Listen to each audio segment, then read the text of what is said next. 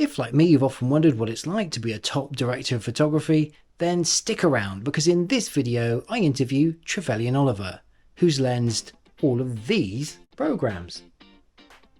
Wow. My name's Trevelyan Oliver. I'm a DOP. I work predominantly in sort of British TV comedy. So let's address the elephant in the room. Tell me, Trev, have you ever used a mirrorless camera in any of your TV work? It's a lifesaver having a little A7S Mark II up in Scarborough, because the majority of stuff we were on an Alexa Mini, and we had a spare body that was built all ready to go on a Movi, so we just chop and change between the Movi and a kind of none of it was handheld, so it was all kind of dolly and head mounted. So we had these two setups which were quite kind of cumbersome if we needed to grab GVs, or basically the biggest problem with Scarborough being in the location that it is, it's not guaranteed to have beautiful weather. And for the opening credits, Darren rightly so wanted Scarborough to be looking sunny and beautiful, so we couldn't just keep hiring a huge amount of Arri Alexa Mini gear just to kind of like to grab a couple of GVs every now and again. So I made it my mission on there, because we were over in Scarborough for a couple of weeks. It was a lot of the mornings, and on the weekends I'd take the A7S out on my own and get some GVs, some nice sunrises. We shot Scarborough 2K, all the fours ProRes, but to make the A7S's footage decent enough to edit in there and grade in it, we shot it 4K. And it was more than enough. It was a very easy tweak with a colorist who was great, just to kind of, in all honesty, just take a little bit of the sharpness out of it. But the colours were all there, colour space was nice, and it kind of held up to the titles we shot, on an A7S, which was, I didn't think was going to work as well as it did. You are obviously then slightly limited to what you can do with the camera, because we didn't have, because we were a bit of a rogue unit, we didn't have track and dolly or be able to do big moves, so we had to make them more kind of graphic compositions, but it worked. It was a great little camera. I was quite surprised how easy it was to match. Over recent years, most jobs I've kind of stuck to the Alexa Mini because of its robustness. I know what I can push it to, and I know what I'm going to get out of it. I use Cooke S4s that are really nice. They've got a good drop off. Because I'm doing predominantly TV comedy, the budgets I'm not up in, they're not sort of Netflix budgets. We're not having to shoot 4K obviously, and then things become kind of more expensive. So to be honest, most of the time I'm shooting 2K or HD, and the quality you get out of a Mini is brilliant, and I kind of like to stick to that at the moment for those kind of jobs, because it's a very fast camera to work with. I know it well. My focus puller and camera department, they all know it really well, so we move around quickly, which gives us more time to shoot. So all in all, it's a very usable camera. I'm kind of, hopefully the next job I'd like to get my hands on a Sony Venice, but predominantly recently it's been the Alexa Minis. But they're great chips, and stuff comes out looking how I imagined it. You get a good representation through the monitor. So if I'm lighting and operating, I've got to rely quite heavily on the viewfinder to kind of give me an approximation of what I'm actually getting. And they're great. It's like an old jumper. You've just got used to it. I know all it's for, I know how it works, and I know what I should be doing with it. So it takes that little sort of panic pressure off, so I can kind of concentrate on trying to make things look nicer, rather than worrying about technically if the camera's capturing everything I want it to catch. What's it like collaborating with a writer-director? So when I'm working with Darren, it's really nice, because I tend to kind of do a bit more of the kind of shot lists and storyboards, so that we know how we're going to kind of construct a scene and shoot it. Because when you're shooting comedies around that sort of budget, you don't, there's not a huge amount of time to get things wrong, or to try things. So you kind of really want to be knowing what you're doing from the word go. So I'd sit down with Darren an awful lot in prep. We'd send each other images of other shows and this other stuff that kind of like, this is what I'm thinking of, different scripts. He'd send me documentaries to watch. I'd send him some images of some stills I'd done with a taken kind of just showing sort of contrast of face or colour or any of that sort of palette. And so we chat a lot about that, so that when we hit the ground running on day one, and obviously Jill got involved as well. So Jill ours was the producer, who's lovely, and she obviously came with lots of ideas as well. So between the three of us would sit down and mull it all through. And when it came to shooting it, I think we didn't go over. We never felt like we were kind of compromising on scenes because we've run out of time. I think we had quite a good handle of the style and how we were going to shoot it. Do you get a lot of ad-libbing in the comedy shows? It's not so much. I think Darren's writing, he's thought about it and considered it so much beforehand. What he's got on the page is it is what works, and it is great. And very rarely do I remember there being too many changes for things that didn't work, because generally it all worked and it all had a really lovely tone. So he didn't really want to mess with that. So it was very crafted by Darren and Jill to kind of work as it was as a piece.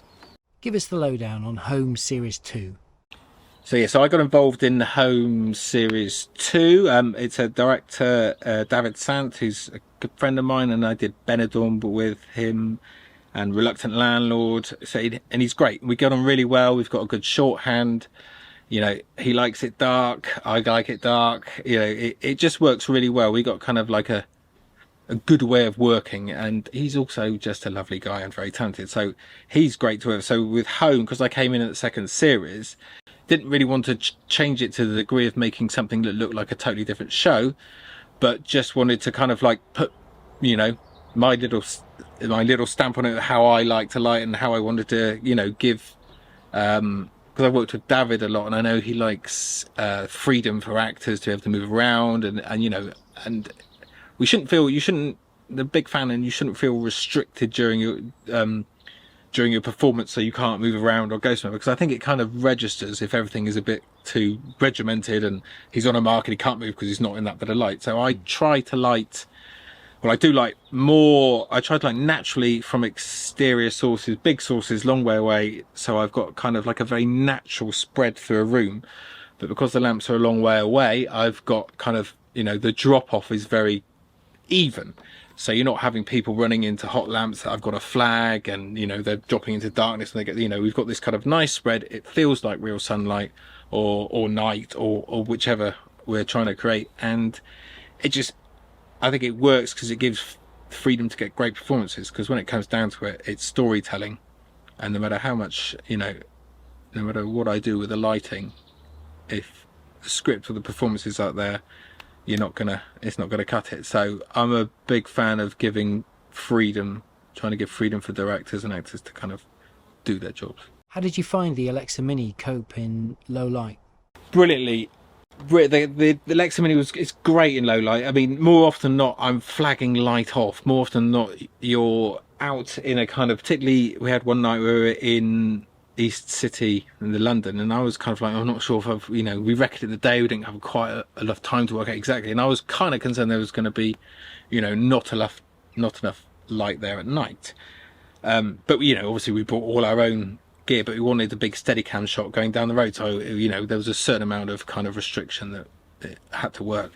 But in the end, I ended up turning off and flagging streetlights more than putting anything of my own in, because the minis were just, you run them at 1280 is an ISO that I tend not to go too much above, because, well, I try not to go above at all because it does get a bit noisy. But at 1280 on Cook S4s at wide open at 2, there's everything there. There's more than enough.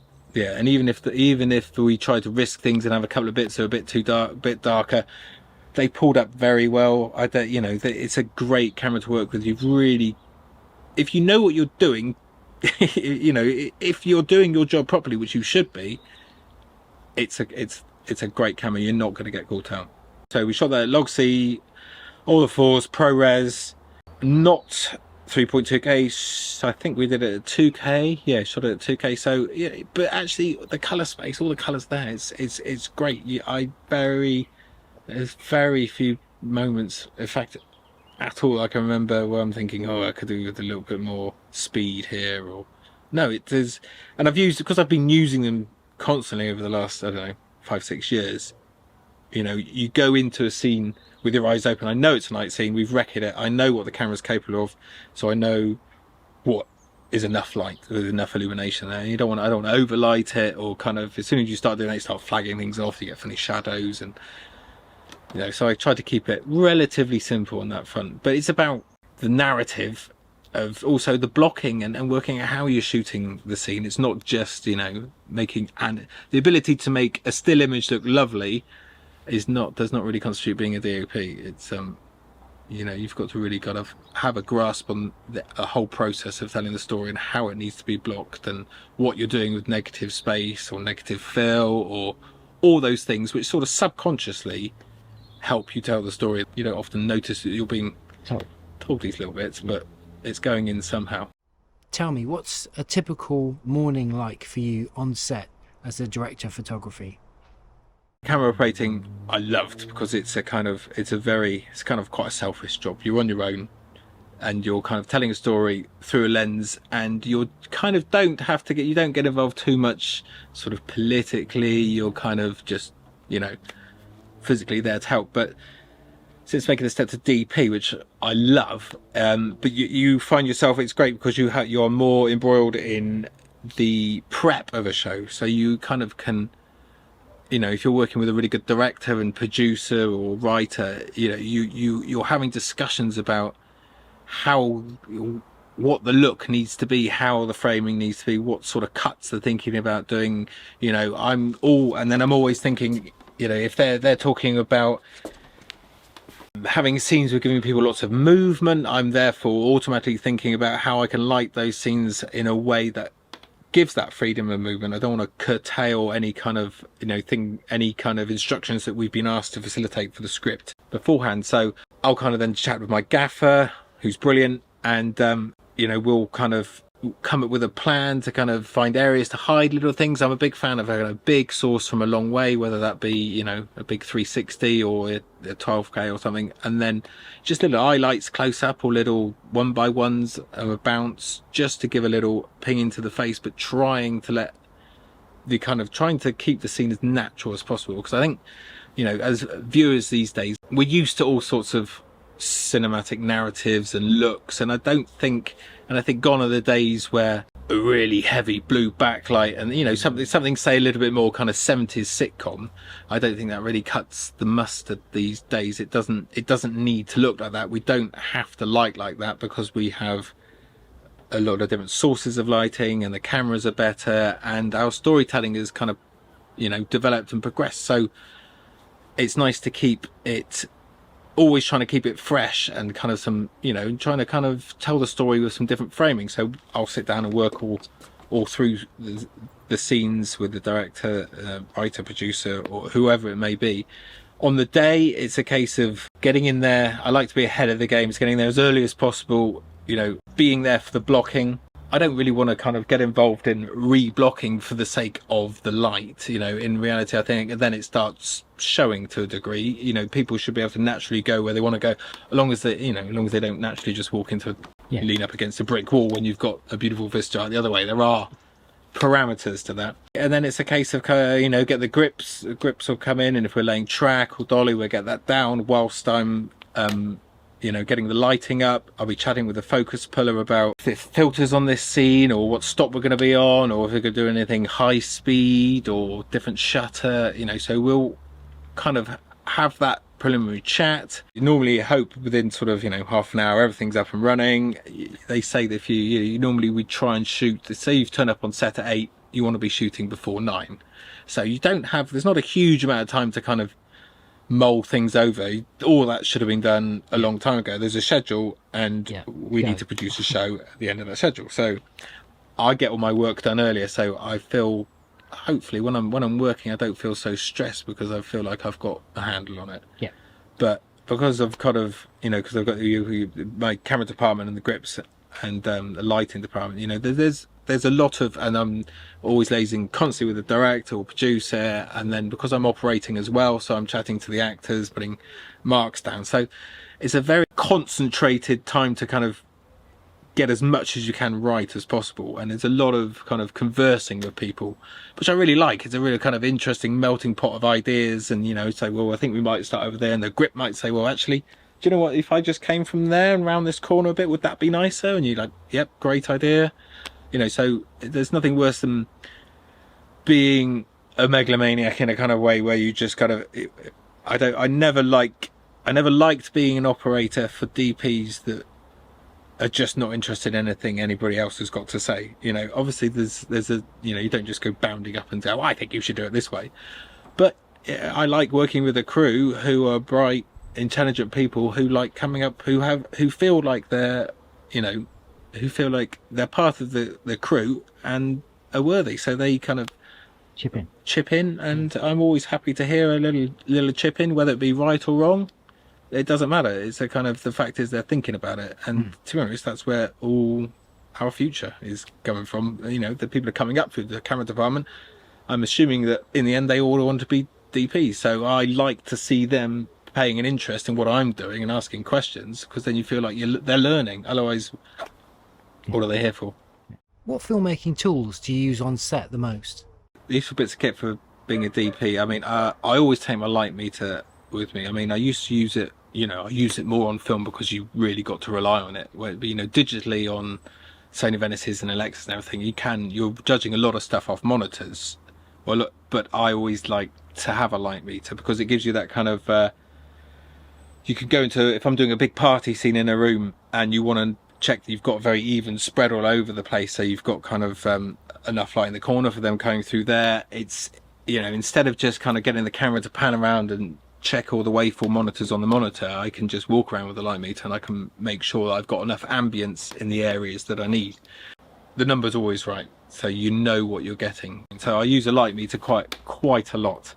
I use Artemis an awful lot on the iPhone because it's just so much quicker than getting a finder up and changing a prime lens, showing the director, what about that? And they go, oh, could we just be another 8mm wider, so the lens off by, you know, Artemis, you can sit there, I can go, this is a 15, this is da-da-da-da-da-da.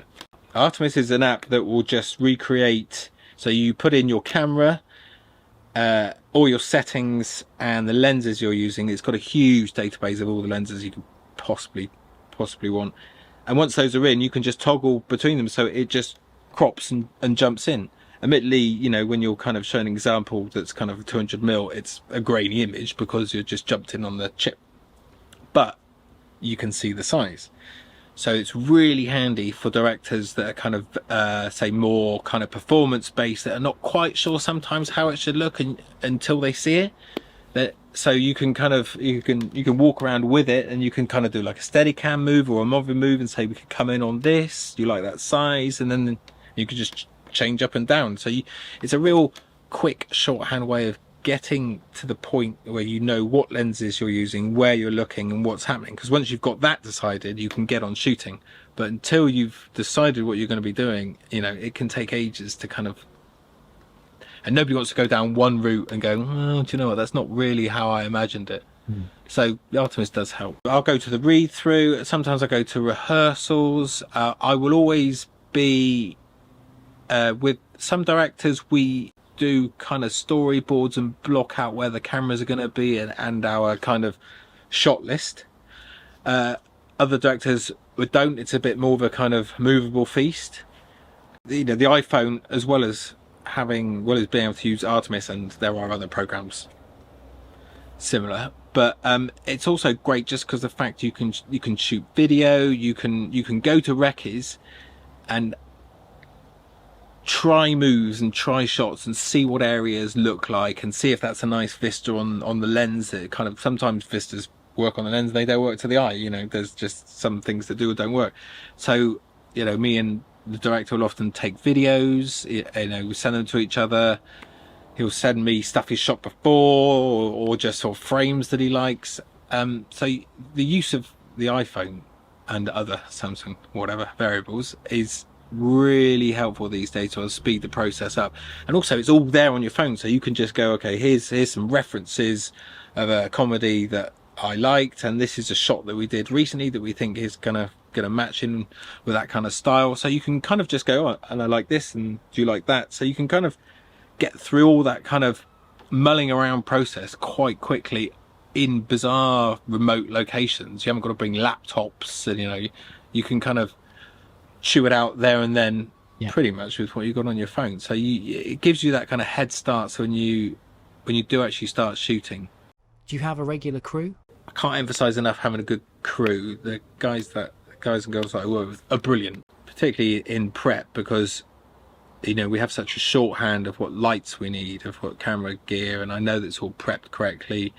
I always use, I try to use a small pool of B camera operators that are great with Steadicam as well, and I always know that I don't constantly have to be switching to their feed, because I know they've got a really good natural eye and the frames are going to be looking great. Being able to work with people who naturally immediately get it in the first place is a huge time saver, and a big stress saver as well, so I don't get any nasty surprises. Aside from comedy and drama, is there any other kind of genre film that you'd like to make? I've got predominantly more into comedies over recent years, because I found I watch this. It's what I watch most of. I like comedies. I think we write very good comedies in this country. But there's part of me that would kind of love to do a horror film. I don't know why. I think it's because it's like a polar opposite to a comedy. I like to do the whole kind of the building up of the tension. That kind of jump flick stuff, and just even if it was a short film, I'd be really interested in having a go at that. It's interesting. It's interesting visually, because horror is something you can almost, if I'm watching TV, horrors, you can turn the sound off and not be part of any story and it still be terrifying. You do get a general sense. It's very visually driven story, a horror. Yeah. It's fun. But not many of them. There's not many horror comedies around at the moment. But I totally agree with you. I don't, now kind of technically you can make everything look real. That kind of need to show everything, I think, is just it's lazy storytelling. It doesn't, I think it takes a cleverer mind to scare somebody without just giving them a horrible image. Yeah. I rewatched the Blair Witch Project recently with my son, because he hadn't seen it before, and he was kind of, a bit like, oh, it's not going to be very scary, it's only a 15, I've seen blah, blah, blah. And he sat down, and kind of at the end of it, he was he was really shaky all the way through, because he kind of he couldn't believe how drawn into a story you could get without ever seeing anything really that was kind of harmful. But I think it was a bit of an eye opener for him to, you don't just have to take the easy option and go, oh yeah, there's a monster. And you're getting that, that look of sheer terror that your mind just boggles about what the fact they're looking at. I don't think any cutback to whatever monstrosity they're actually seeing is ever going to be as effective as what you imagine they're seeing.